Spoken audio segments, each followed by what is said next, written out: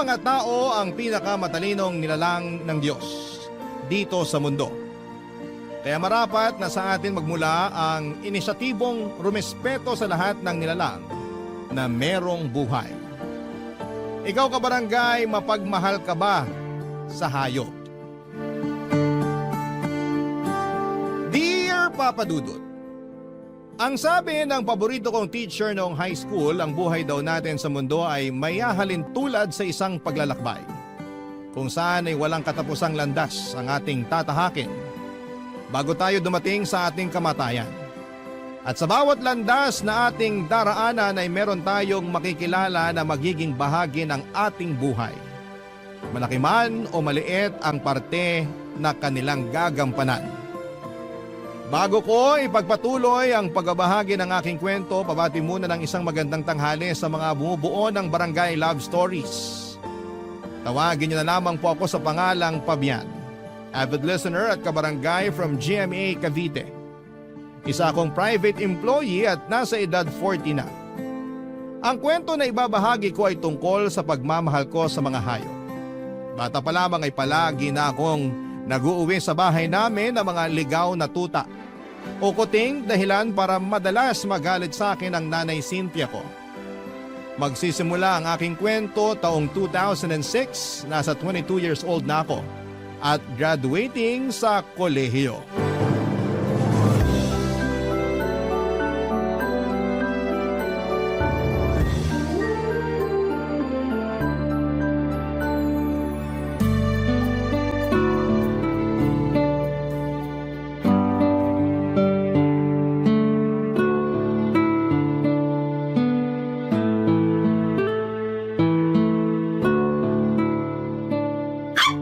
Naku, huwag ka munang maingay, Buknoy. Baka marinig tayo ni nanay. Kulit talaga. Pabian, bakit may dala kang tuta? Nay, binigay lang po sa akin si Buknoy nung may-ari ng tindahan na lagi nating inuutangan. Bakit mo naman yan tinanggap? Namatay daw po kasi yung nanay ng mga tuta, kaya pinamimigay na niya. Hindi na raw po kasi nila kayang alagaan. Sana hindi mo na lang tinanggap. Kawawa naman po. Saka kamukha siya nung namatay kong aso na si Bogart.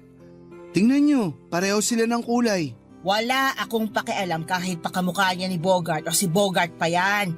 Alam mo namang ayoko ng mga aso rito sa pamamahay natin pero ang tigas talaga ng bumbuna mong bata ka. Hindi na po ako bata. 22 years old na po ako. Bakit hirap na hirap kang intindihin na ayoko nga sabi ng alagang aso o pusa sa bahay natin? Pasalamat ko na nga lang noon na wala na si Bogart. Tapos nag-uwi ka na naman ng panibagong konsumisyon. Patigilin mo nga yung tuta na yan. Shhh! Huwag mo nang tawalan si nanay, Buknoy. At nakuha mo na talagang pangalanan yung tuta na yan, ano? Hindi ka ba talaga nakikinig sa akin, Pabian? Nakikinig naman po, pero wag niyo naman po sanang paalisin si Buknoy. Wala na siyang mapupuntahan. Kawawa naman po siya. Anong kawawa? Anong walang mapupuntahan? Tuta lang naman yan. Mabuti sana kung sanggol yan, baka naawa pa ako at payagang kang kupkupin natin. Kahit po tuta lang si Buknoy, may buhay pa rin siya. Di ba, Buknoy? Ay, naku, para kang baliw, kinakausap mo pa yung tuta. Ay, sawayin mo nga yan. Nakakatakot yung tahol niya. Buknoy, behave na ha. Huwag mo nang tawalan si nanay. Wala naman akong ginagawang masama sa kanya. Kasi nga, naiintindihan niya yung sinasabi niyo sa kanya. Paano niya maiintindihan hindi naman siya tao? Siguro sa tono ng boses niyo at sa ekspresyon ng mukha niyo. Malakas po ang pakiramdam ng mga hayop, lalo na sa mga taong may ayaw sa kanila. Kaya mas lalo kong ayaw mag-alaga ng aso Sige na po, payagan niyo na akong alagaan si Buknoy. Pagsasabihan ko na lang siya at ititrain para hindi maging pasaway sa inyo. Siguraduhin mo lang talaga na hindi ko magiging sakit ng ulo yung tuta na yan Kasi kung hindi may kalalagyan ka sa akin. Nay naman. Wag mo akong manay-nay naman.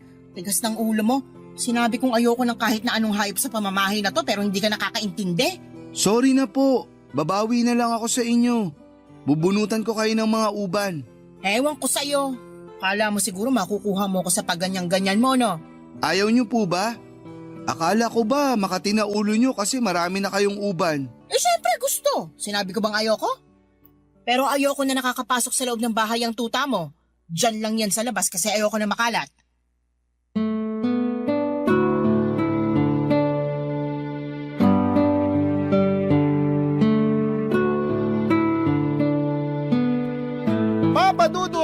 mahiling mag-alaga ng kahit na anong hayop ang nanay ko. Makalat daw kasi lalo na kapag naglalagas ang balahibo at kung saan-saan umiihi at dumudumi. Mapanghirin daw, ginagalis kaya pati siya ay nangangati. Magastos din, alagain pa. Para ka raw nag-anak. Maingay kahit wala namang bisita at naninira pa ng gamit. Ganon kasi ang karanasan namin sa dati kong alagang aso na si Bogart. Tanda ko pa na binigay lang sa akin yon ng matandang magbubuti na nakasalubong ko dahil nanganak daw ang aso niyang babae. Sa kabila ng pagkaayaw ng nanay kay Bogart ay inalagaan ko pa rin siya at tumagal din siya sa akin ng 3 taon bago nasagasaan at namatay.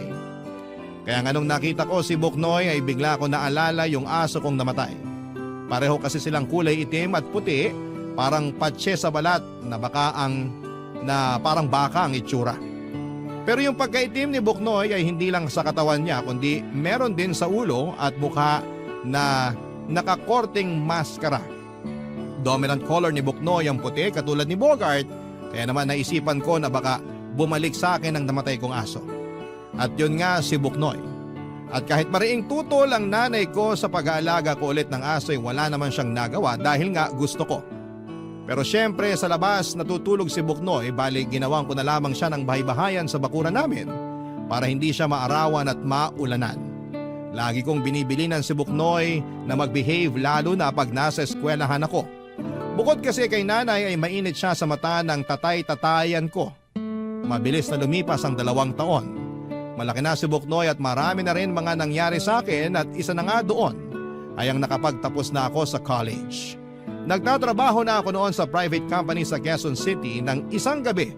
Nang pauwi ako ay nakita kong nakikipag-inuman ng stepfather ko kasama ang mga kabarkada niya sa tapat ng bahay ng isa nilang kaibigan. Inalok pa nga nila ako na tumagay pero tumanggi ako.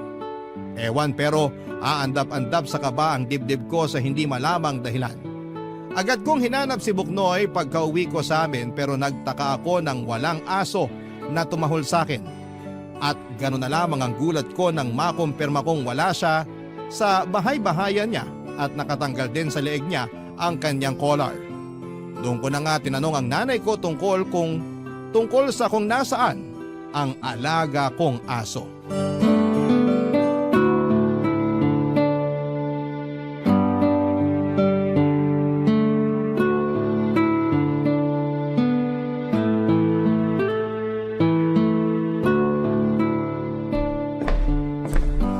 Nay, nakita niyo po ba si Buknoy?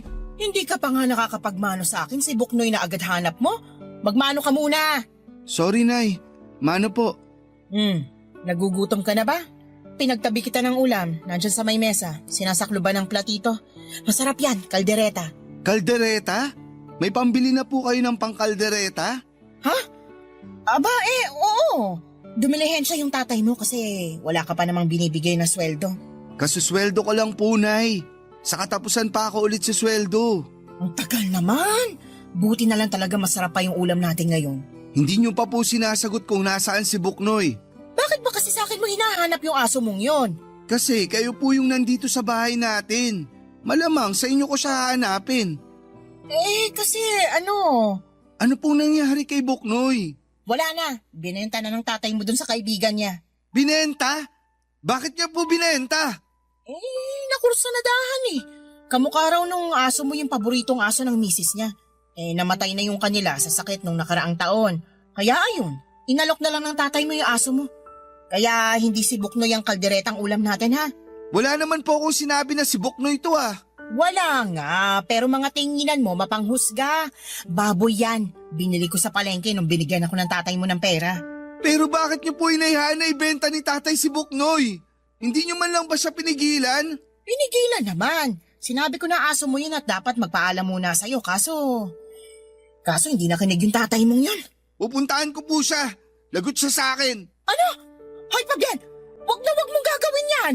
At bakit po hindi? Dapat malaman ni tatay na mali yung ginawa niya. Aso ko si Buknoy at hindi ko siya binebenta. Kilala mo naman yung tatay mo, di ba?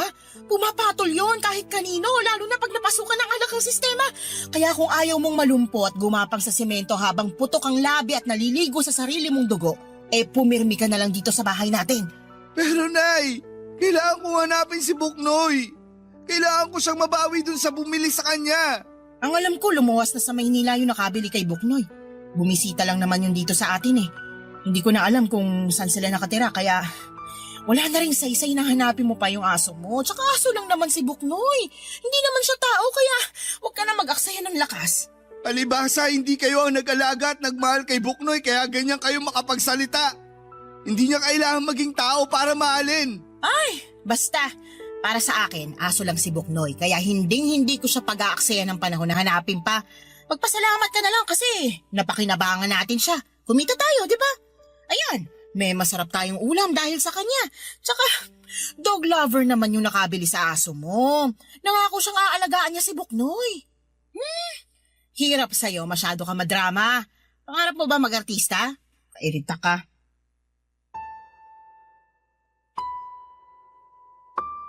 Papa Dudut, galit na galit ako sa tatay-tatayan ko dahil sa ginawa niya kay Buknoy.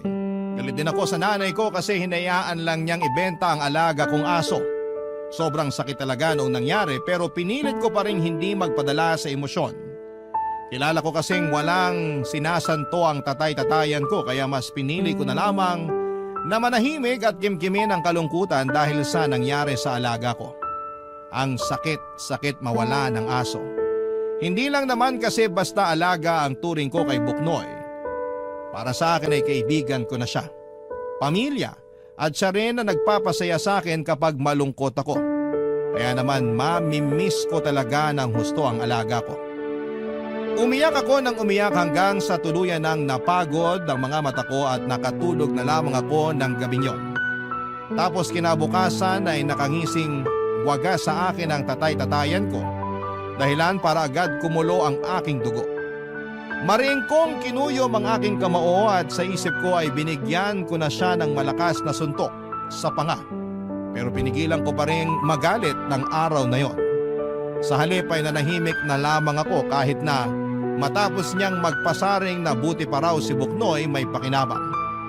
Hindi lang ako umimik noon at umalis na lamang sa bahay para pumasok sa trabaho ko. Habang nasa biyahe, nag-decide ako na gusto ko nang umalis sa amin. Bagay na matagal ko na rin namang plano noon, Papa Dudut. Barangay Love Stories. Barangay Love Stories. Papa Dudut, tinuloy ko nga ang plano kong bumukod pagkalipas ng 3 buwan. Bale sa Quezon City ako nakahanap ng apartment na malapit lang sa pinagtatrabahuan ko. Tutol pa nga ang nanay ko sa pag-alis ko kasi raw ay baka kalimutan ko nang magsustento sa kanila. Pero sinabi ko na lamang na magpapadala pa rin ako at kitang-kita ko naman ang kagustuhan ng tatay-tatayan ko na umalis na ako. Para raw lumuwag-luwag na ang pamamahay namin. Ang kapal na mukha, siya na nga ang totoong sampid sa pamilya namin, siya pa ang galit. Pero nanahimik na lamang ako at sa halip ay sinamaan ko na lamang siya ng tingin bago ako lumabas sa aming pintuan. At pagkalipas nga ng 1 buwan ay nabalitaan kong inatake siya sa puso at namatay. Samantala hindi ako pwedeng mag-alaga ng kahit na anong hayop sa apartment na tinutuluyan ko. Bukod doon ay personal kong desisyon na wag na ring munang mag-ampon kasi nandun pa rin yung trauma na dulot ng pagkawala sa akin ni Buknoy. Pero siguro pag pinanganak kang animal lover ay hindi mawawala sa iyo ang kakayahan mong kumalinga ng mga hayop. Kaya nga pagkaraan ng 2 linggo ay meron na ulit akong pinapakain ng mga stray cat sa bakanting lote malapit sa nirerentahan ko. Isang araw ay nakakita ako ng post sa Facebook na naghahanap ng mga volunteer, ang isang non-government organization for the stray animals dahil meron silang kapon project. And since rest day ko naman ng petsang yon ay gusto kong gawing makabuluhan ang araw ko. Kaya nag-sign up ako at doon nga ay nakilala ko si Meryl.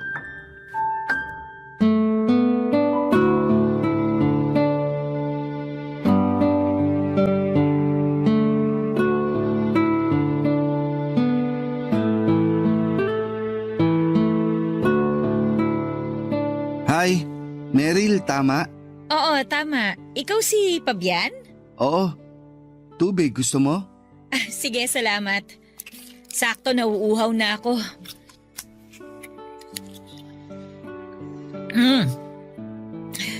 Salamat Salamat dito sa tubig. Welcome. Pwede bang makipagkwentuhan muna since break time naman? Oo, pwede. Ang busy natin kanina pero masaya naman ako kasi marami ang nagpa-register at nag-participate sa Kapon project natin. Oo nga eh. Pero may ilan pa rin sa mga nagpa-register na hindi pa nakakapunta. Baka mamayang hapon pa yung iba, tirik pa yung araw eh. Baka tinatamad pa silang lumabas. Pero sana makapunta sila, no? Kasi sayang naman yung opportunity na makapun ng mga alaga nilang aso at pusa. Oo nga eh. Saka ako mismo na-amaze kasi hindi ko alam na necessary pala nakapunin ng mga alaga nating aso at pusa. Oo, kailangan talaga yon. May mabuting benepisyo sa kalusugan ng mga alaga natin ng pagkakapon. Makakaiwas sila sa mga malalang sakit kasi hindi na nila kailangan pang magbuntis, di ba? Hindi na rin sila maglalalayas ng bahay. Alam naman natin na delikado silang magpag-alagala yung mga alagang aso at pusa, di ba? Nakakalungkot na karamihan sa kanila nasasagasaan lang sa kalsada. Kaya nga mas lalo akong bumilib sa project ng organization natin. First time mo lang ba makapag-volunteer sa mga ganito? Oo eh. Naku, sigurado ako na pag may chance, uulit-ulitin mo yung pag-attend sa mga ganitong event. Ako kasi animal lover talaga ako eh. Kahit nung high school pa lang ako, nag-volunteer na ako sa barangay namin. Actually, kahit saan na may ganitong event na malapit lang sa amin.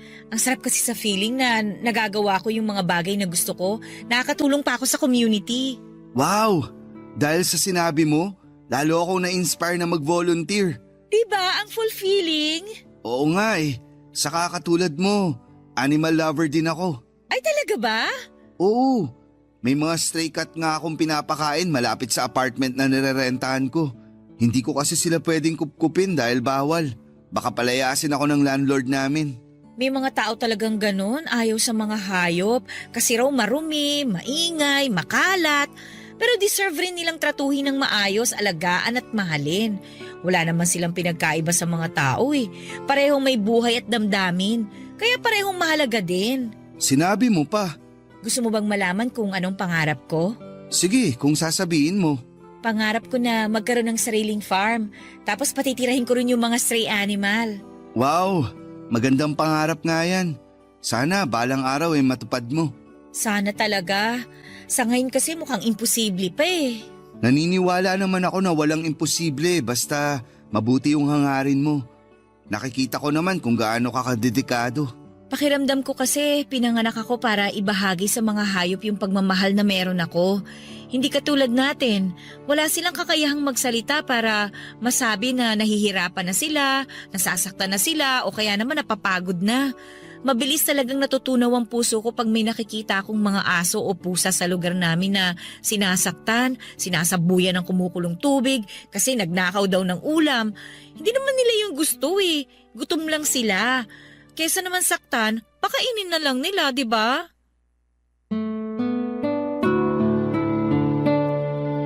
Papadudot maganda si Meryl. Kahawig niya si Julian San Jose at bukod doon ay kuwela rin siya. Maraming kwento at delikado or dedikado sa ginagawa niya.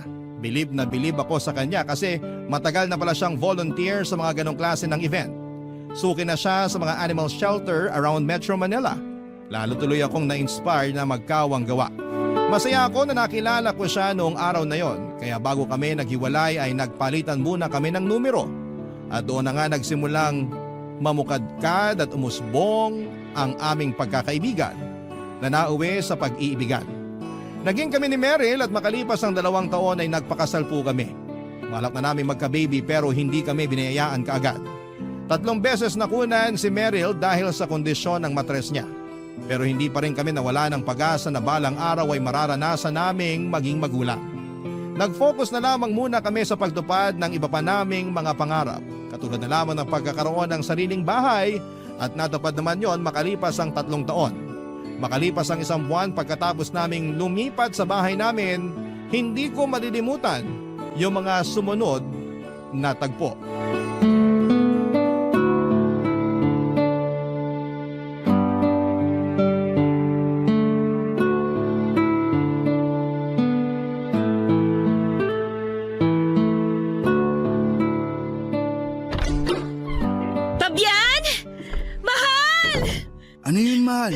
May nangyari ba? Meron! May nangyari! Ano yun? Sabihin mo na sa akin kasi nag-aalala na ako. Sige, pero maupo muna tayo sa kama. Sige, halika. Aalalayan kita. Ano ka ba naman? Kaya ko naman ang sarili ko. Halika na, tabihan mo na ako dito. Ewan ko ba? Gusto ko lang din na alalayan ka. Yan. Pwede mo na bang sabihin sa akin kung ano yung nangyari?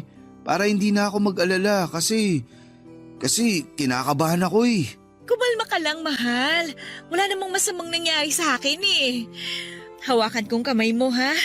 Para kumalma ka. Yan. Salamat. Kalmado na ako.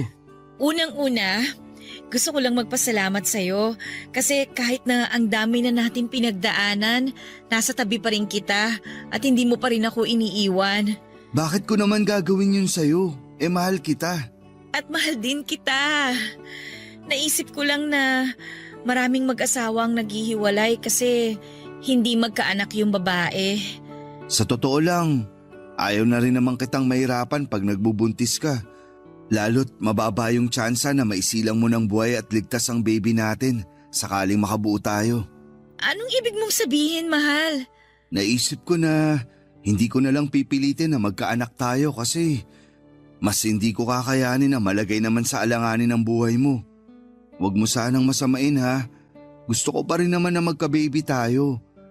Pero kung palagi namang nasa hukay ang isa mong paa pag nagbubuntis ka't nakukunan, mas mabuti pang wag na lang nating pilitin. Sa totoo lang, natouch ako dyan sa sinabi mo. Naiisip mo kasi yung kapakanan ko. Salamat, mahal, ha? Walang anuman. Kaya nga nag-decide na akong sumailalim sa vasectomy para hindi ka na nahihirapan, mahal.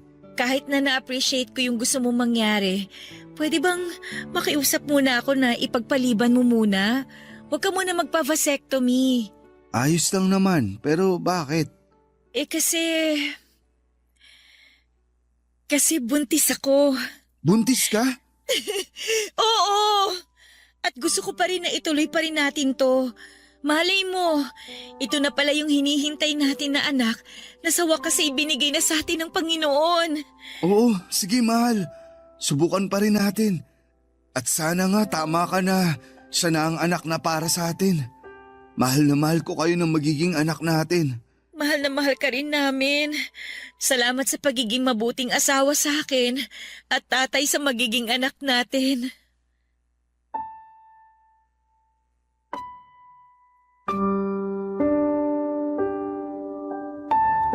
Papadudot marami akong pangarap para sa pamilya namin ni Meryl, lalo na sa magiging anak namin. Kaya malaking biyaya talaga na sa wakas ay dininig ng Panginoon ang panalangin namin gabi-gabi na magkaroon ng supling. Nangako kami ni Meryl sa isa't isa na aalagaan namin ang aming anak at iyon na nga ang ginawa namin. Iningatan ng asawa ko ang pagbubuntis niya. At ako naman ang tumutok sa pag-aalaga sa kanya, Papadudot. Dahil nga masela ng pagdadalang tao ni Meryl ay kinailangan niyang umalis sa kanyang trabaho. Nangako ako sa asawa ko na gagawin ko ang lahat upang mabigyan sila ng magandang kinabukasan ng aming anak.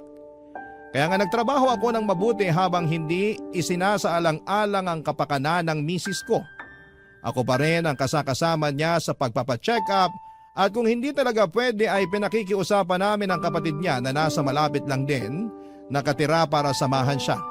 At makalipas nga Papadudot ang 9 na buwan, ay isinila nga ni Meryl ang aming baby boy. Barangay Love Stories. Barangay Love Stories. Papadudot abot langit ang pasasalamat ko sa may kapal dahil sa dagdag na miyembro ng aming pamilya nang isilang ang aming anak. Masasabi kong masarap sa pakiramdam ang maging isang ama at yun ang bagay na hindi ko ipagpapalit sa kahit na anong bagay sa mundo. At dahil nga first time parents kami ni Meryl ay masasabi kong nahirapan kami, lalo na sa mga unang buwan ng anak namin. Tapos nagka-postpartum pa ang misis ko, kaya extra effort, love and care talaga ang ibinigay ko hindi lang sa aming anak kundi na rin sa asawa ko. Kaya lang, nung 3 buwan na ang baby namin ay may nangyaring hindi namin lubos na inaasahan. Mahimbing noon ang tulog niya bago kami mag-decide ni Meryl na matulog na rin. Pero hindi katulad ng mga nagdaang gabi sa loob ng 3 buwan na yon. Hindi kami ginising ng iyak ng aming anak. Umaga na kaming nagising at nakita naming tulog pa rin ang baby namin. Pero gano'n na lamang ang gulat at kilabot naming mag-asawa nang lapitan namin siya at titigan. Kulay talong na ang baby namin at wala ng buhay. Sa palagay ko, base sa nakita kong itsura ng anak namin, ilang oras na siyang hindi humihinga. Agad namin siyang sinugod sa ospital at ang dahilan ng pagkamatay niya ay yung kondisyon na tinatawag na SIDS o yung Sudden Infant Death Syndrome, kung saan ay prone ang mga sanggol na tamaan ito sa unang 6 na buwan ng kanilang buhay. Madalas nangyayari ang SIDS sa pagtulog at hindi rin alam ng mga eksperto ang sanhi nito. Wala itong senyales at malimit lamang itong iniuugnay sa mga kondisyong medikal tulad ng walang kakayahan ng isang sanggol na magising mula sa pagkakahimbing o biglang pagbaba ng level ng oxygen sa utak at pagtaas naman ng carbon dioxide sa kanyang dugo. Kahit na masakit, kahit na mahirap mawala ng anak ay nanatili pa rin kaming matatag ni Meryl. Pero minsan ay meron talagang araw at gabi na mas mahirap. Nakakatampo lang din kasi pinatikim lang sa amin ang pakiramdam na maging magulang tapos ay babawiin din naman pala siya. Pero sa huli ay nagpapasalamat pa rin naman kami dahil kahit paano ay naranasan namin ang isa sa mga pinakamasayang pakiramdam sa buong mundo.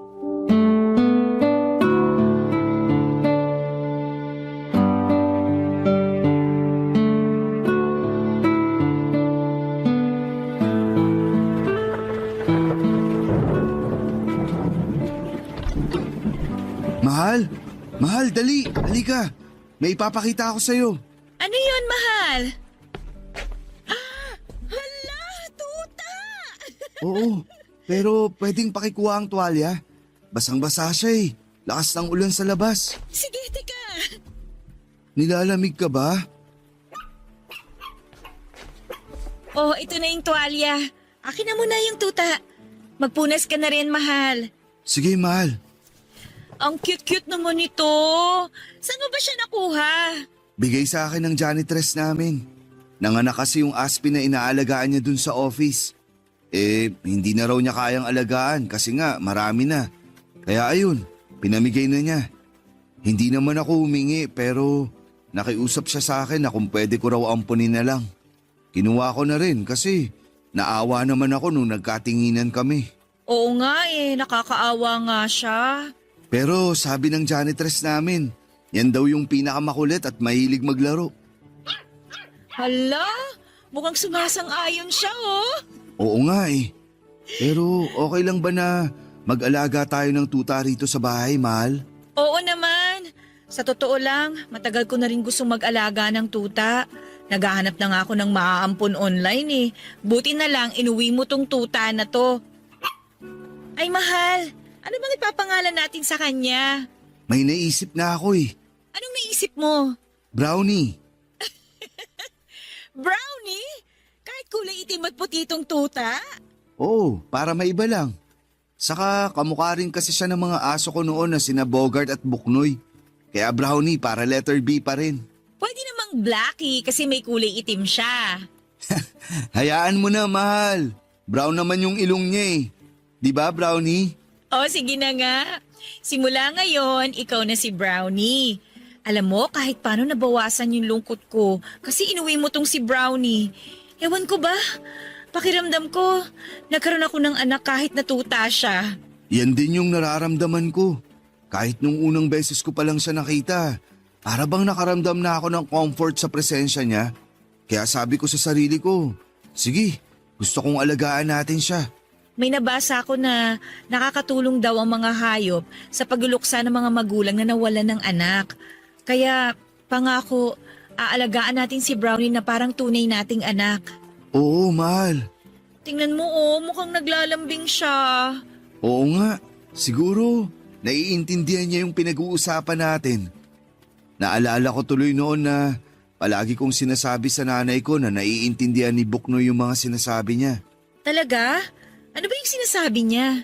Kung gaano niya kaayaw si Buknoy nung inuwi ko. Tuta pa lang din yun. Magkasing laki lang sila ni Brownie. Tapos syempre, ayaw nga ni nanay na mag-alaga kami ng aso. Nagagalit siya kay Buknoy kaya tinatawalan siya nung tuta ko. Seryoso? Oo, kaya ayun, hindi na lang umiimik si nanay. Pero sa akin na lang siya nagbububunga nga. Kasasabi na ayaw nga niya ng tuta sa bahay. Pero wala rin naman siyang nagawa kasi gusto ko talagang alagaan at palakayin si Buknoy.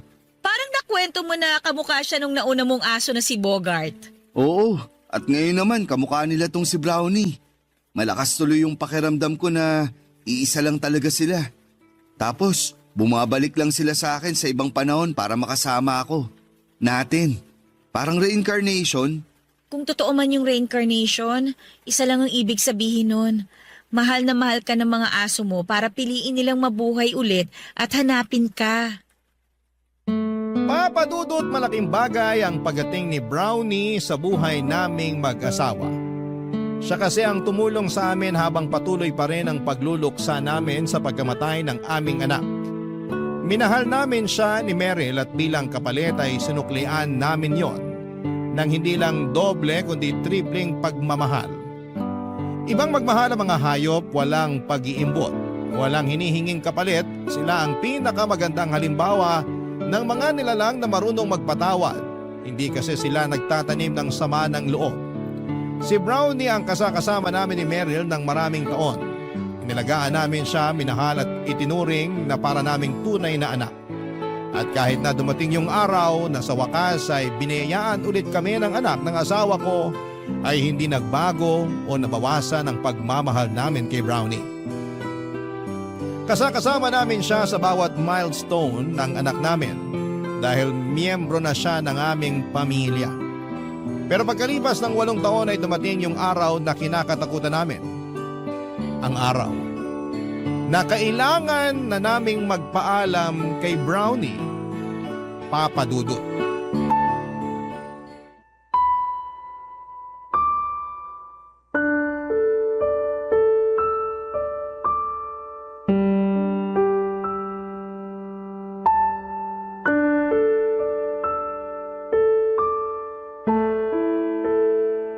Opo, salamat po. Mahal, anong sabi ng vet? Hindi na raw nila magagamot si Brownie. Kailangan na raw natin siyang puntahan doon para magpaalam. Hindi ko kaya. Ayoko mawala si Brownie sa atin, mahal. Ayoko rin naman na mawala siya sa atin pero malala na yung sakit niya at hindi na rin siya kayang pagalingin ng gamot.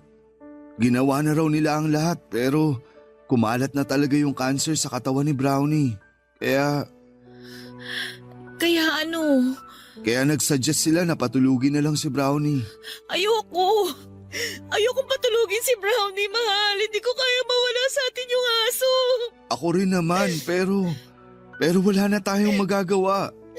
Hirap na yung alaga natin. Inangina na siya. Siguro pinipilit na lang niyang lumaban at idilat yung mga mata niya pag nakikita at naririnig niya yung boses natin. Pero yung totoo, pagod na siya, mahal. Ayoko mawala sa atin si Brownie. Ako rin naman eh. Mahal na mahal ko yung asong yun. Pero kailangan nating tanggapin na hanggang dito na lang talaga yung buhay niya.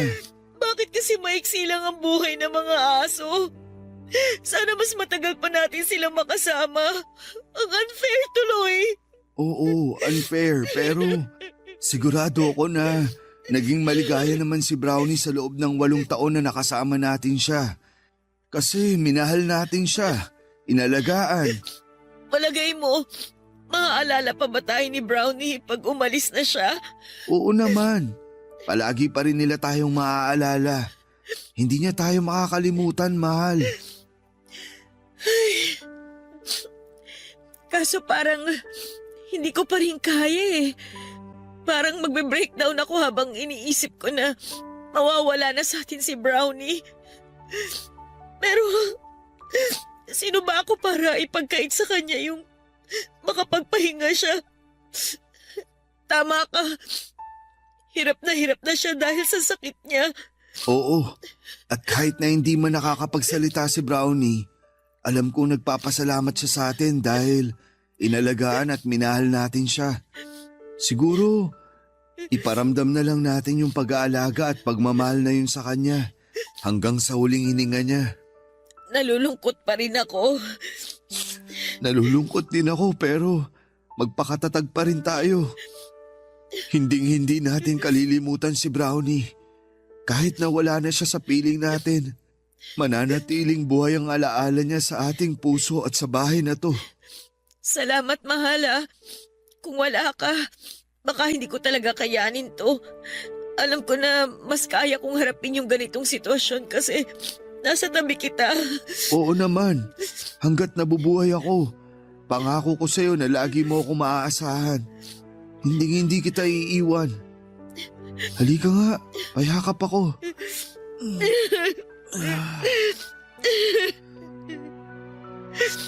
Kumusta ang pakiramdam mo? Tingin mo, kaya mo nang pumunta sa klinik para makita si Brownie?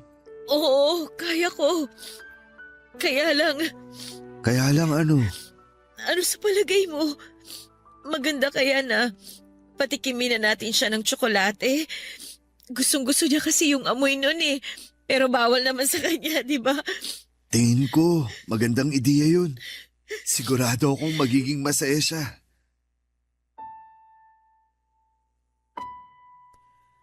Papadudot na diagnose na may lymphoma si Brownie at mabilis na kumalat ang cancer cells sa katawan niya. Dahilan para manghina ito, papadudot. At sa loob lang ng 4 na buwan simula nang malaman naming may cancer siya, ay hindi na bumuti ang kalagayan niya.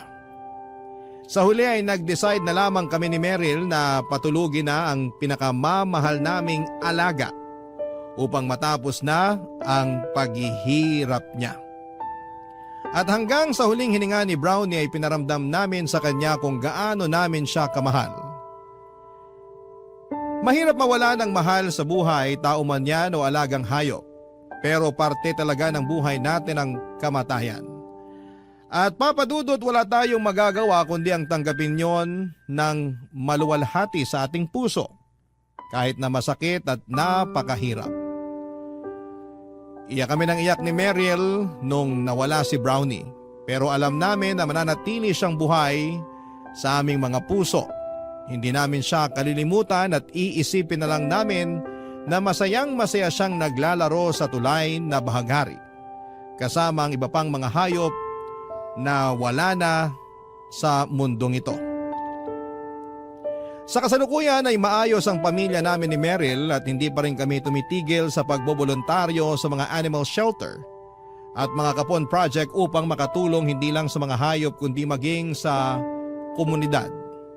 Kaya nga ang masasabi ko lang ay maging responsableng pet owners tayo, mahalin at bantayan natin ang mga alaga natin. Huwag natin silang saktan, pabayaan o itakwil dahil katulad natin ay mahalaga rin ang buhay na meron sila.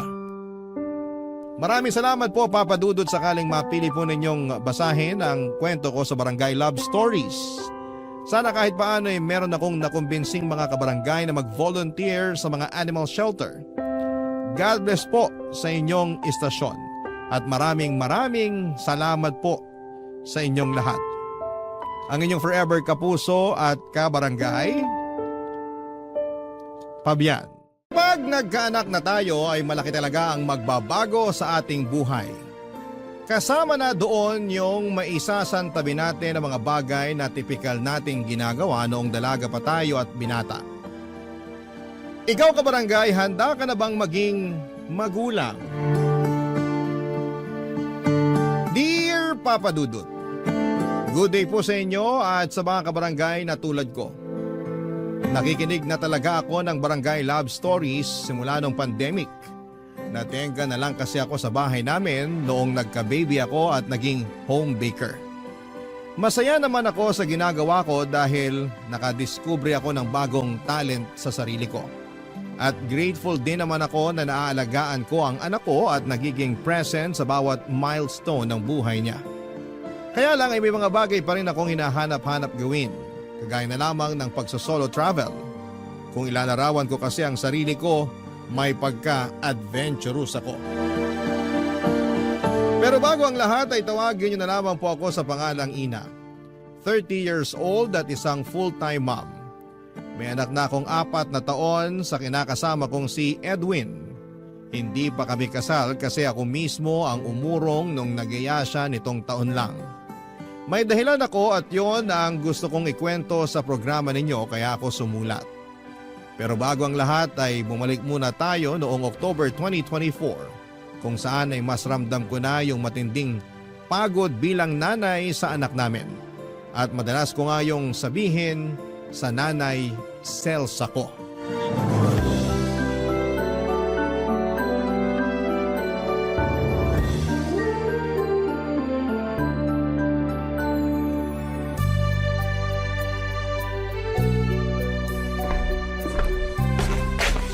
Oh, nak, merienda ka muna. Tulog pa rin yung anak mo. Mamaya ako nagigisingin para makakain naman tayo ng payapa. Salamat, Nay. Kunin mo na tong niluto ko maruyang saging at kumain na tayo. Sige po. Grabe, nakakapagod alagaan yung apo niyo. Sobrang likot, napakapasaway. Ako ang nanay, hindi na kinatatakutan. Hindi naman ako ganyan nung bata ako. Takot na takot nga ako sa sitatingin niyo pa lang. Ganyan na ba talaga mga kabataan ngayon? Hindi ko alam ang isasagot dyan, pero napapansin ko nga na napaka-spoiled na ng mga kabataan ngayon. Hindi naman lahat ha, pero karamihan. Halimbawa na lang doon yung apo ng kumari ko, sobrang pasaway daw.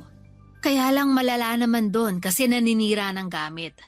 Pag hindi nasunod ang gusto, nagdadabog tapos umiiyak ng pagkalakas-lakas. Nakakarindi sabi ng kumari ko. Baka kung kasama nila ako sa bahay lumayas na lang ako sa ingay ng batang yun. Talaga po? Oo, sinasabi ko sa'yo. Sana hindi pa pagod na pagod yung magulang ng batang yun sa kakaalaga sa kanya. Hindi naman siguro. Kasi ano pat nag-anak-anak sila kung mapapagod din sila sa pagpapalaki ng anak nila. Bakit ba ganyan ang tanungan mo? Wala lang, naisip ko lang naman po. O bakit? Napapagod ka na ba mag-alaga sa apo ko? Hindi naman po sa ganon. Hindi raw sa ganun, tono pa lang ng boses mo, pagod ka na. Kahit hindi naman, mema ka naman na eh. Anong mema? May masabi, invento. At ako pa talaga ang imbento? Baka gusto mong batukan kita. Sige po, mag-ingay pa kayo para magising apo nyo. Ay, oo nga pala. Sorry na. Ikaw kasi Nasisi pa ako. Bakit mo ba kasi nasabi yung pagod-pagod na yun? Kasi yun pong nararamdaman ko eh. Sinasabi na nga ba eh. Pero anak mo naman yung inaalagaan mo, Ina. Nandun na po tayo pero tao lang naman ako, napapagod din. Masaya naman po ako kasi ako yung nag-aalaga at nagpalaki sa anak namin ni Edwin pero di ko lang mapigilang mapagod sa buhay ko. Ano pa kasing ibig mong sabihin? Namimiss ko na po yung buhay ko nung dalaga pa ako. Alin? Yung pangangati ng paa mo kaya lagi kang nasa galaan? Opo, namimiss ko yung mag-travel ulit katulad nung di pa ako nagkakaanak. Ngayon kasi mahirap dahil sumpungin yung apo nyo. Nakakahiya ilabas lalo na may tendency gumawa ng eksena. Tapos mahigpit din sa akin si Edwin. Ni ayaw kong payagang makipagkita sa dati kong katrabaho kasi wala raw magbabantay sa anak namin ganito ganyan. Basta marami siyang dahilan kaya ayoko na lang siyang kausap. Baka nga concern lang siya sa anak nyo kaya ganun. At sa'yo na rin. Kasi sobrang hirap naman nun kung aabutan ng sumpong yung apo ko habang nasa labas kayo. Sige po, nandun na tayo sa concern siya sa anak namin. Pero di ko naman ramdam yung sinasabi niyong concern din siya sa akin. Mabait si Edwin. Hindi niya kayo pinapabayaan ng anak mo. Nagsusumikap siya magtrabaho para sa future nyo. Ewan ko po pero pakiramdam ko, nagtatrabaho lang siya para sa sarili niya at hindi para sa amin ng anak niya. Bakit naman ganyan ka mag-isip? Kasi mukhang mas mahalaga pa sa kanya yung trabaho niya kaysa sa amin. Di ko naman po to masasabi kung hindi ko nararamdaman. Nandun na tayo sa hindi niya kami pinababayaan ng apo niyo. Kumbaga, good provider. Pero hindi naman mabuting kinakasama at tatay sa anak namin. Hay nako. Yang isip mo nga ang baguhin mo. Hindi tama na ganyan ka mag-isip sa kinakasama mo. Nagsisikap yung tao para rin naman sa inyong dalawa. Kung tutuusin swerte ka na kay Edwin kasi maraming babae yung naghahanap ng katulad niyang good provider. Kaya kung ako sa'yo, hindi na ako magrereklamo. Tsaka kung nung dalaga ka ay nagagawa mo yung mga gusto mo, pues hindi na ngayon kasi may anak ka na. Yung anak niyo ni Edwin ang unahin mong isipin kesa sa sarili mo. Papa Dudut, ganon ba talaga maging nanay? Kasi kung oo, nakakapagod din pala kahit masaya ka naman na naaalagaan mo ang anak mo. At alam ko rin namang maswerte na ako kay Edwin dahil good provider siya sa amin. Tulad ng sinasabi ng nanay ko. Pero para sa akin ay hindi niya nagagampanan ang pagiging mabuting kinakasama at tatay sa aming anak. Madalas ay busy siya sa trabaho at wala nang panahon sa aming mag-ina. Minsan nga feeling ko ay hindi na siya kilala ng anak namin. Pero tiniis ko yon at hindi na lamang nagreklamo dahil susumbatan na naman ako ng nanay ko. Papa Dudut, mga kabarangay, habang tumatagal ay aminado kong nasagad na lamang ako at nawala ng amor lalo na sa relasyon namin. Dagdagan pa ng matinding pagkamiss ko sa buhay ko noong dalaga pa ako.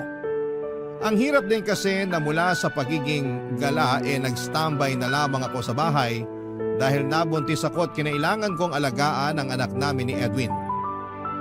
Bukod doon ay umalis din ako sa trabaho dahil naging masela ng pregnancy ko at kailangan ko pang i-prioritize ang baby namin. Nagkataon pa na pandemic kaya mas nakakabaliw pala at nakadagdag lang yon sa postpartum depression ko. At kahit na ilang taon nang nakakalipas, alam ko sa sarili ko na depressed pa rin ako, Papa Dudut.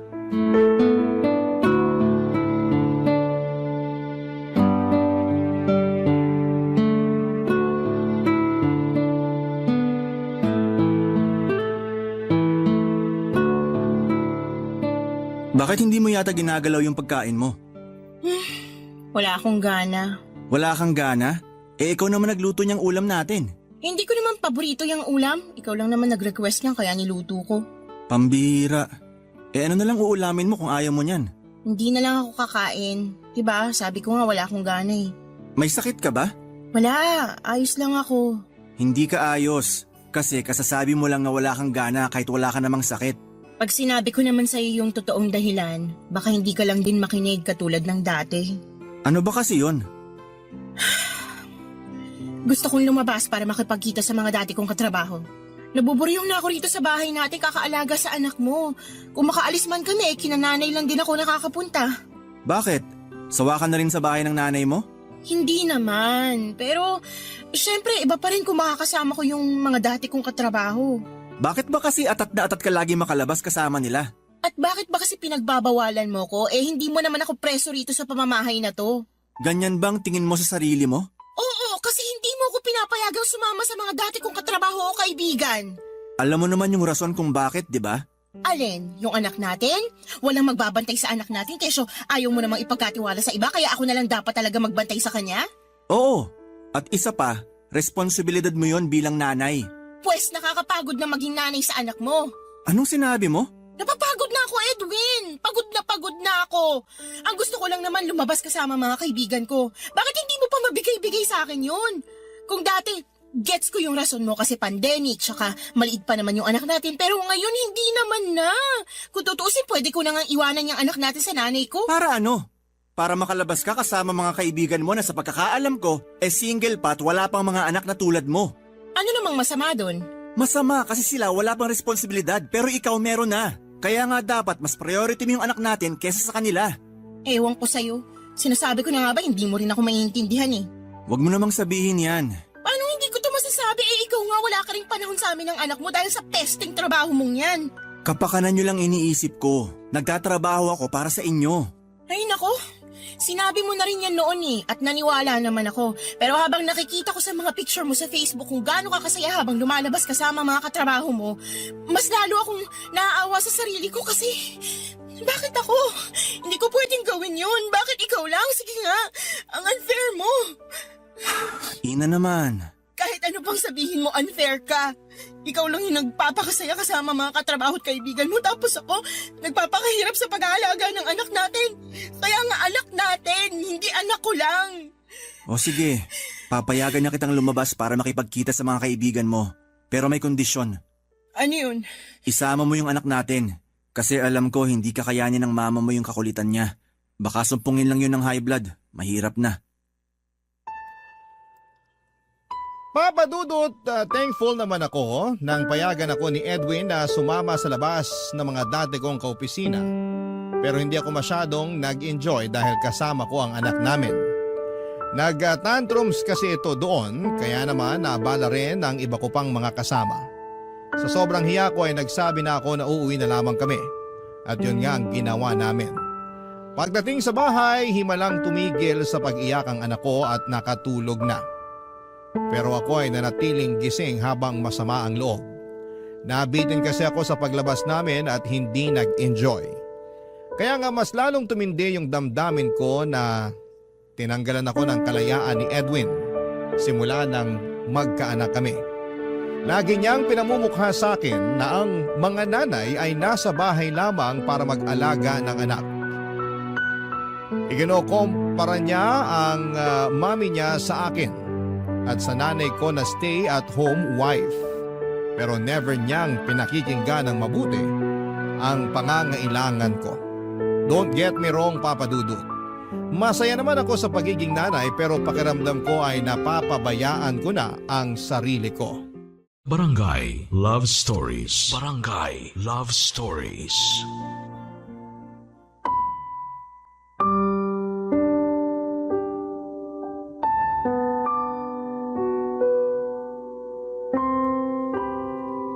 Papa Dudut, lalo lang ako nagkaroon ng hinanakit kay Edwin kaya naman madalas akong umuwi sa bahay ng nanay ko.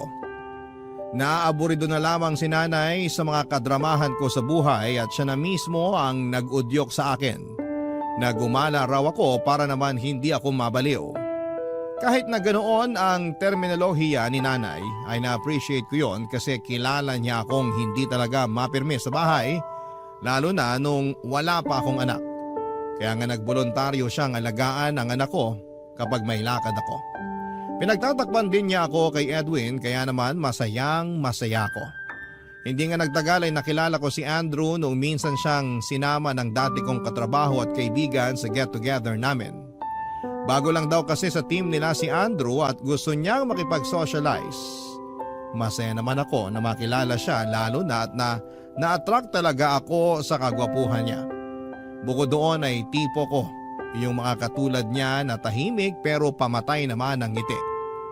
Marami akong nalaman tungkol kay Andrew ng araw na magkakilala kami. Una na roon ay ang hilig niya sa pagsosolo travel katulad ko. Ikalawa ang kaka-break lang daw niya sa girlfriend niya na nakarelasyon niya ng 5 taon. Hindi talaga mawala sa isipan ko si Andrew at kahit na noong nag-uwian na kami ay malimit ko pa rin siyang tinatanong sa kaibigan ko. Tinukso pa nga ako nito na baka raw interesado ako kay Andrew pero sinabi kong hindi naman dahil nga pamilyado na ako. Isang araw nagkayayaang mag-beach ang mga dati kong katrabaho at gusto nilang sumama ako. Siyempre pumayag ako noong nalaman kong kasama si Andrew. As usual, nanay ko ulit ang nagbantay sa anak ko para malaya akong makaalis. Buti na lang din at nagkaroon ng 5 days seminar si Edwin sa Cebu na related pa rin sa kanyang trabaho, Papa Dudut.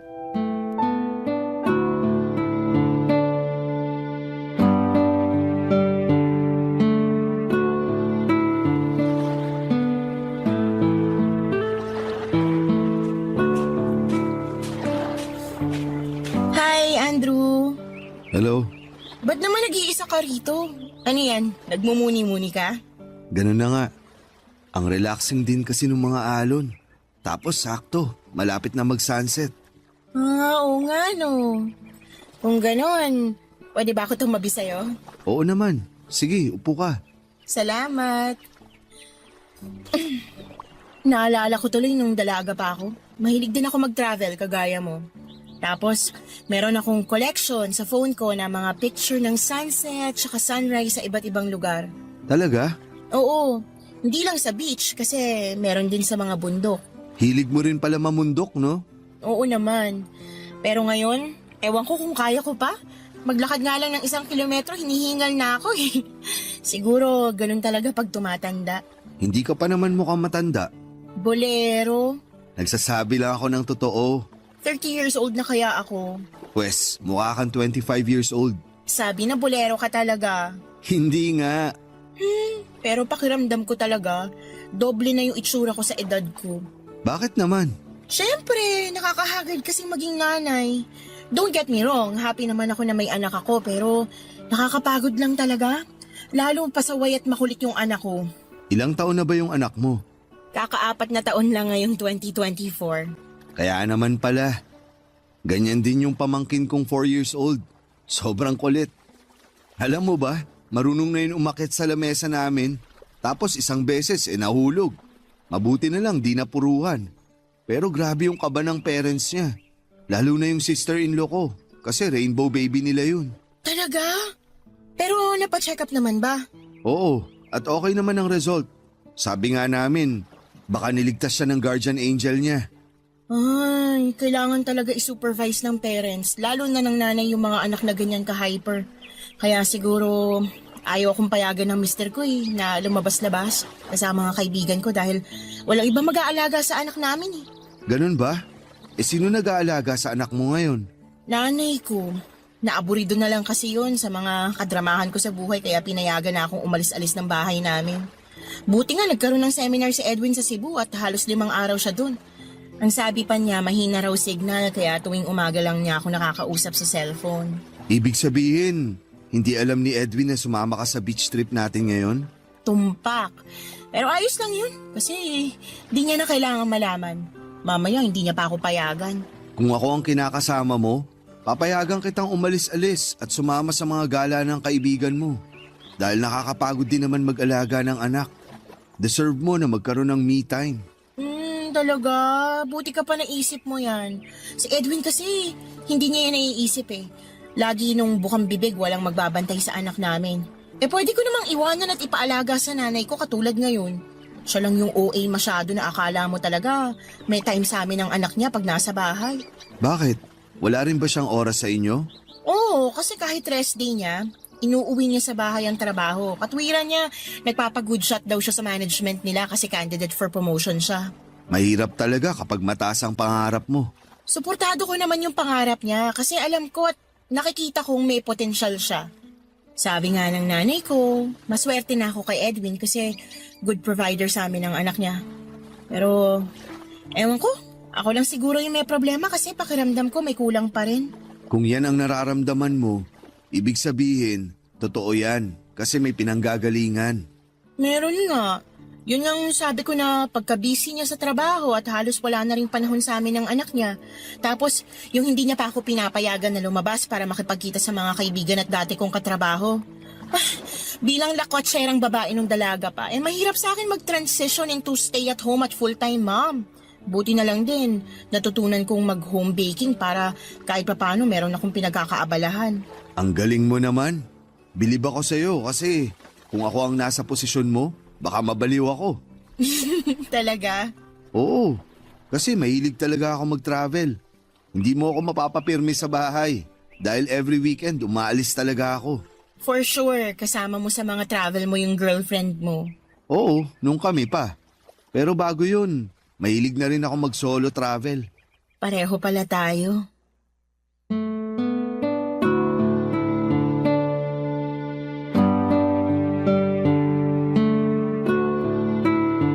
Papadudod sobrang saya ko dahil sa kwentuhan namin yon ni Andrew. Pakiramdam ko ay nakilala ko siya ng husto. At yun na nga papadudod ang naging daan para unti-unti kaming maging panatag sa isa't isa.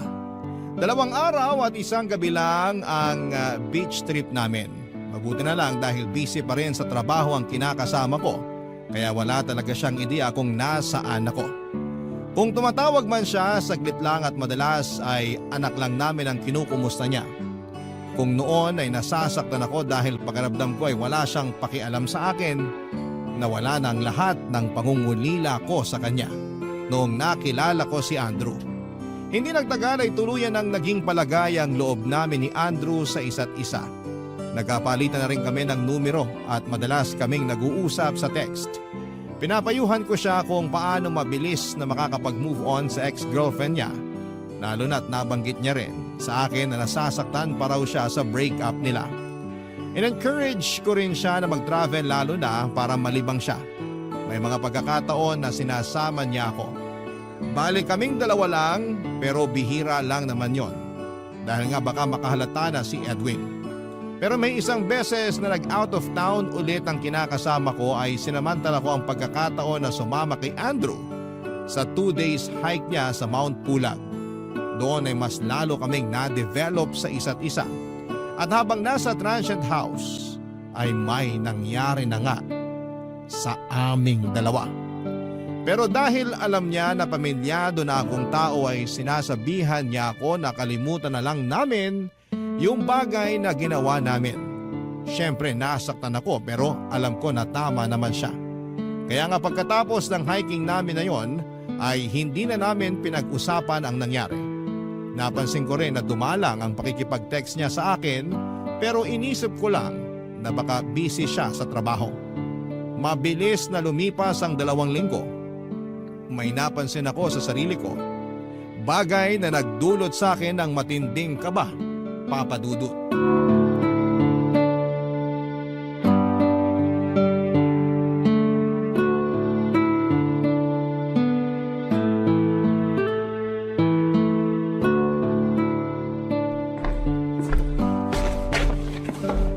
O nak, merienda mo.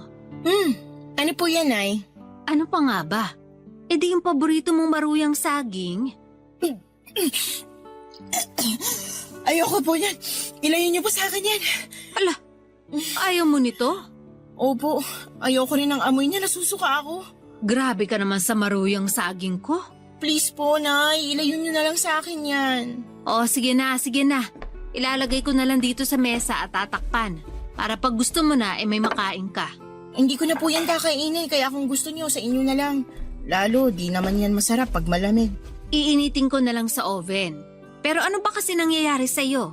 May sakit ka ba? Wala naman po, pero hindi lang magandang pakiramdam ko. Kailan pa yan? Simula po kaninang umaga. Wala nga akong ganang kumain, pero inilit ko lang sarili ko. Pero wala ka namang lagnat. Wala po. Mukha ka nga maputla. Basta gusto ko lang po magpahinga kasi pag tumatayo ako ng matagal o di kaya pag naglalakad ako, nahihilo po ako eh. Baka naman kulang ka sa dugo. Hindi naman po siguro. Ang hirap namang malaman kung anong nangyayari sa'yo. Hindi naman ako doktor. Ayos lang po ako. Siguro ipapahinga ko na lang muna ito ng konti.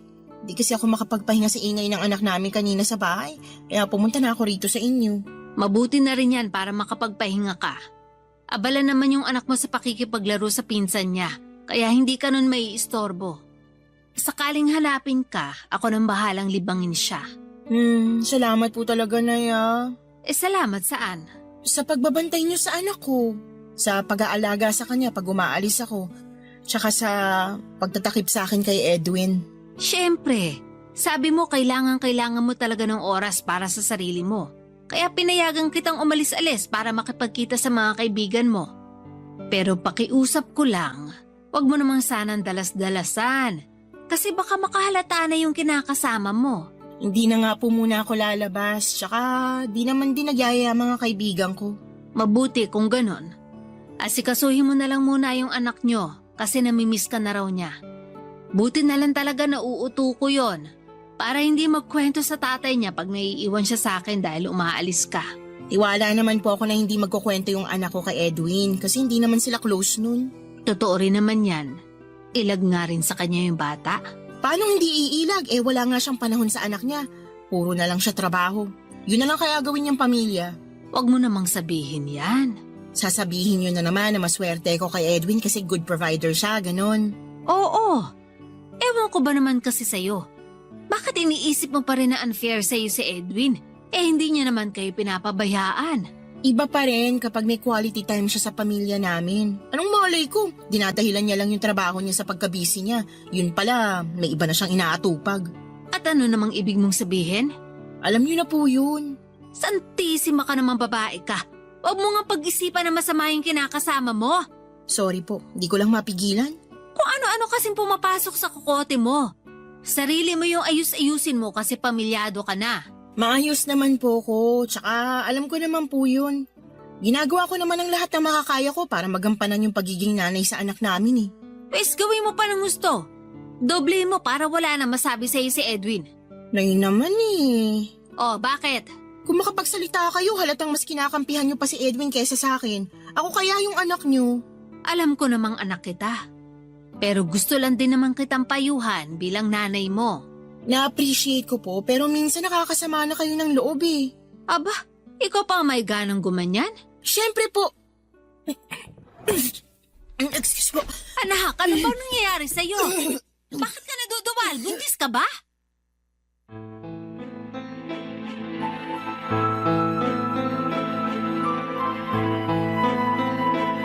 Papadudot in denial pa ako na baka tama nga si nanay tungkol sa pagbubuntis ko. Ayoko pa kasi ulit magkaanak at siguradong mananagot ako kay Edwin kapag nalaman niya ang mga pinaggagawa ko. Madadamay pa si nanay dahil kinukonsenti niya ang mga pagalis ko. Pero wala naman siyang ideya na may nakilala na pala akong iba at may nangyari pa sa amin. Kaya nga nilimitehan ko po papadudot ang pag-alis-alis ko dahil baka makahalata na itong si Edwin. Dahil nga in denial pa ako ay inisip ko na baka may sakit lamang ako. Kaya nahihilo ako at naduduwan. Pero nung nagkalakas ako ng loob na mag-pregnancy test, nalaman ko na positive ang resulta. Buntis nga ako at sigurado akong si Andrew ang ama papadudot. Gulong-gulo ang isipan ko ng mga panahong yon. Naiyak na lamang ako dahil sa takot at frustration nang malaman ko ang kinahinatnan ng paglalaro namin ng apoy. Sinisisi ko rin ang sarili ko dahil nagpadalos-dalos ako ng mga desisyon kaya sinisingil na ako ng tadhana bilang kabayaran sa mga nagawa kong kasalanan, sa mga nagawa kong kapusukan, papadudot. Barangay Love Stories. Barangay Love Stories. Papadudot, alam kong hindi ko maitatago habang buhay ang ipinagbubuntis ko. Kaya naman nag-isip ako ng paraan kung paano ko sosolusyonan ang problema ko. Doon ko na nga naisip na bakit ako lang mag-isa ang namumroblema samantalang dalawa kami ni Andrew na gumawa ng batang dinadala ko. Nag-decide ako na ipaalam sa kanya ang sitwasyon ko at umaasa ako na tutulungan niya akong mag-isip ng plano kung paano malulusutan ang pagbubuntis ko. Pero bigla na lang naglaho na parang bula itong si Andrew. Dahil hindi na siya nag-reply sa mga chat at text ko, tinanong ko na siya sa kaibigan ko na katrabaho niya. Doon ko napag-alaman na nag-resign na pala si Andrew sa pinagtatrabahuhan nila. Ayon pa nga sa chismis, may magandang offer daw ito sa abroad na matagal nang hinihintay. At nung sa wakas ay nabigyan na siya ng pagkakataon ay agad-agad siyang umalis sa pinagtatrabahuhan niya. Ganon na lamang ang kaba ko kasi aalis na si Andrew ng bansa.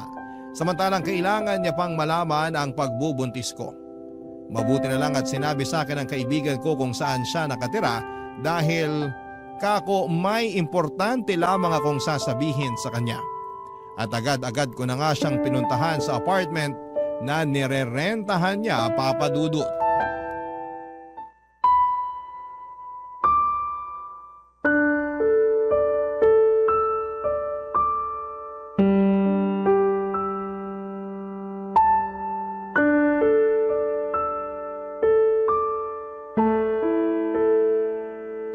Pagkaubos mo dyan sa lunch mo, iatid na kita sa sakayan.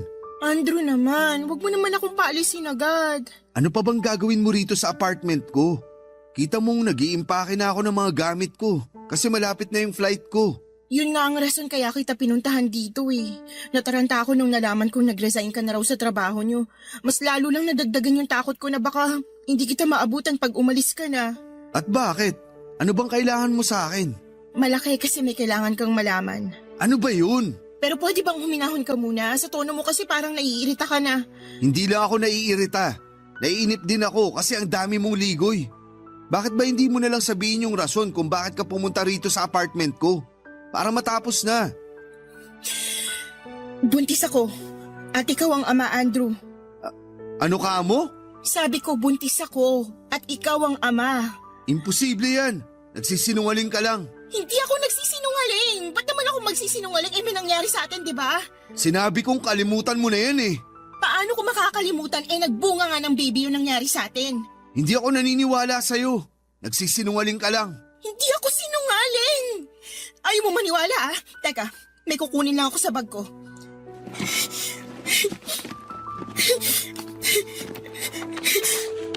Ultrasound ko yan. Galing sa OB nung nagpa-check up ako kahapon. Sabi dyan buntis ako. Ayan nga yung heartbeat tong bata. Oh, tingnan mo. Ayoko. Hindi pa rin ako naniniwala sa'yo. Kasi may kinakasama ka. Malay ko ba kung anak niyo pala ni Edwin? Tapos gusto mo lang ipakargo sa akin. At bakit ko naman gagawin yun sakaling sa amin nga ni Edwin ang bata? Kasi may gusto ka sa akin. Ano? Akala mo siguro tanga ako para di ko maalata na gusto mo ako, no? Kaya nga nung nasa bundok tayo, kung makalingkis ka sa akin, wagas. Tapos nalaman ko rin sa kaibigan mo na katrabaho ko na marami ka raw inaalam sa kanya tungkol sa akin. Kaya doon ko nasabi na gusto mo nga ako. Ano naman kung totoo may gusto ako sa'yo? Sa mas naramdaman ko yung concern mo sa akin kesa sa kinakasama ko Mas ikaw pa nga yung nakakausap ko ng madalas kesa sa kanya. Pero hindi pa rin sapat na dahilan yun para ipaakaw mo yung anak niyo sa akin. Hindi niya anak tong dinadala ko, anak natin to. Paano nga ako makakasiguro? Kasi wala namang nangyayari sa amin Matagal na simula nung huling beses na pumayag akong galawin niya ako. Ikaw lang yung nakagalaw sa akin kaya alam ko. Tiwala ako na ikaw ang ama ng baby na nasa tiyan ko. Pero ayoko pang magkaanak, Ina. Hindi pa ako handang maging ama. Ano sinabi mo? Ayoko pa. Lalo ngayon na may opportunity ako na makapag-abroad. Saka isipin mo nga, pag nagkaanak na tayo, paano na ako makakapag-travel? Ayoko matulad sa'yo na hindi na nakakaalis. Kasi natenga na lang sa pag-aalaga ng anak. Ang sama mo. Napakasama mo. Tawagin mo na akong masama kung gusto mo. Pero sana irespeto mo yung desisyon ko. Isa pa, alam mo na posibleng magalit sa'yo ng gusto si Edwin pag nalaman niya ang totoo. Kaya nasa sa'yo kung hahayaan mong masira ang pamilya niyo kapag pinangatawanan mo ang pagbubuntis mong yan. O habang maaga pa, ipalaglag mo na yung batang dinadala mo. Papadudot, hindi ko inaasahan na ganon ang magiging reaksyon ni Andrew matapos niyang malaman na buntis ako sa anak namin. Ang sakit-sakit marinig na mga sinabi niya kung paanong hindi niya matatanggap ang bata at ang masahol pa ay nung sinabi niyang may choice naman akong ipalaglag ang baby namin kung ayaw kong masira ang pamilya namin ni Edwin. At managot ako dito dahil sa panlalalaki ko. Hindi na rin ako pinakinggan ni Andrew kahit na anong pagmamakaawa ko, papadudot. Tuluyan na siyang naglaho na parang bula sa buhay ko. At hindi ko na siya nakontak pa kahit kailan. Naiwan akong balisa, tuliro at hindi alam ang gagawin. Dahil alam kong magagalit sa akin si Edwin kapag nalaman niya ang katotohanan. At mas lalo lang nadagdagan ng dinadala kong problema ng isang araw ay may ginawa ang kinakasama ko na hindi ko lubos na inaasahan.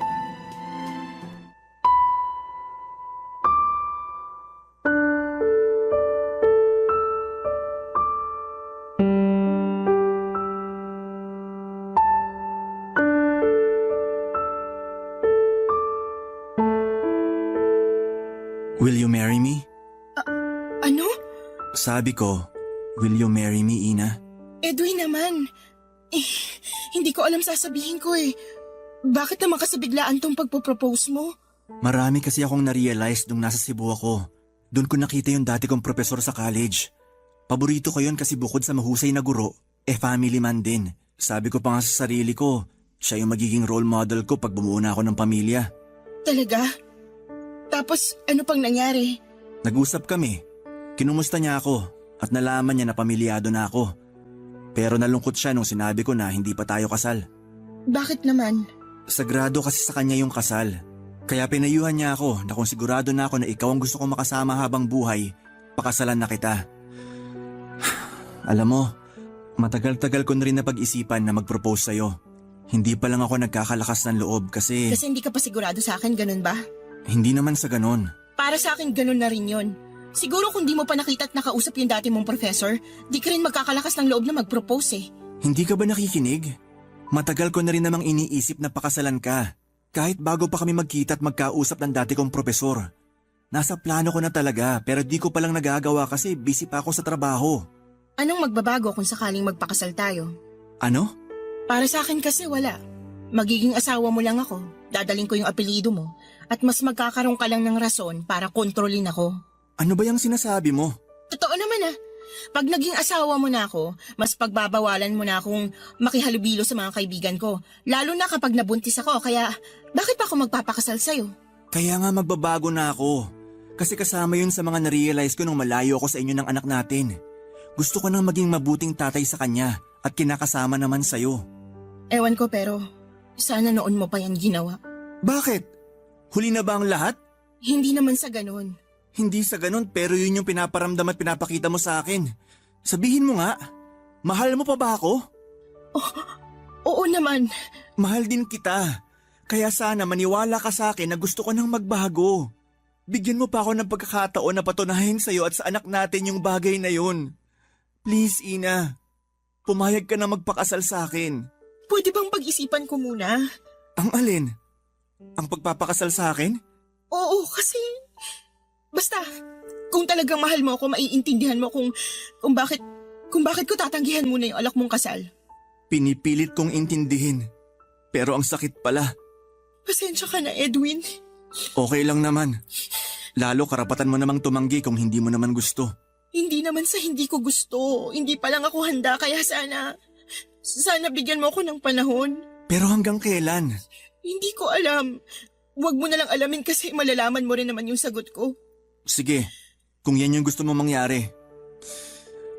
Hindi pa lang naman kita magiging asawa pero magkasama pa rin naman tayo sa iisang bubong, di ba? Tungkol sa bagay na yan, gusto ko sanang umuwi muna kina nanay. Ina naman! Bakit? Please, respetuhin mo na lang yung desisyon ko. Nakikiusap ako sa'yo para rin naman to sa ikakabuti natin eh. Pasensya ka na ulit kung hindi ako handang maging asawa mo. Papadudot, tulad ng napagkasunduan ay umuwi muna kami ng anak namin sa bahay nila nanay. Palaisipan din sa kanyang rason kung bakit gusto kong dumistansya kay Edwin, lalo na hindi naman kami nagkaroon ng matinding pagtatalo. Pero para sa akin ay tama lang ang ginawa kong paglayo sa kinakasama ko dahil nga nag-alinlangan pa akong magpakasal sa kanya.